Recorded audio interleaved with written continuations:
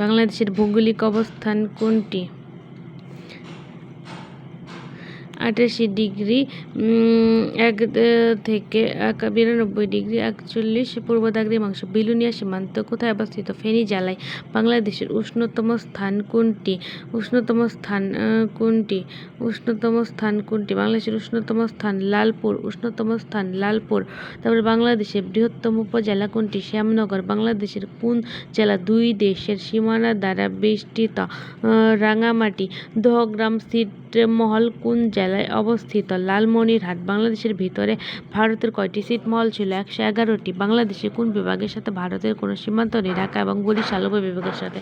ভৌগোলিকভাবে গুরুত্বপূর্ণ কোনো একটি কাল্পনিক রেখা বাংলাদেশের উপর দিয়ে গেছে? কর্কটক্রান্তি রেখা। তারপর হলো কর্কটক্রান্তি রেখা কোন বিভাগে? জেলা সংখ্যা সর্বোচ্চ?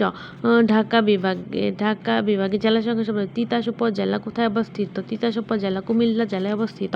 বাংলাদেশের সাথে কয়টি দেশের সীমান্ত রয়েছে?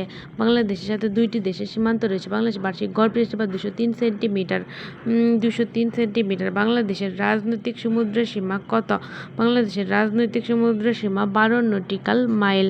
বাংলাদেশের কোন অঞ্চলে বরেন্দ্রভূমি আছে? রাজশাহী। তারপরে সাগরকন্যা কোন জেলার ভৌগোলিক নাম? সাগরকন্যা পটুয়াখালী। বাংলাদেশের সাথে মায়ানমার সীমার নদীর নাম কোনটি? নাফ নদী। বাংলাদেশের সর্ব উত্তরের জেলা কোনটি? তেঁতুলিয়া।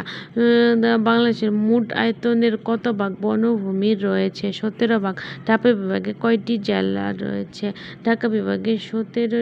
ঢাকা বিভাগে বর্তমান জেলা 13টি।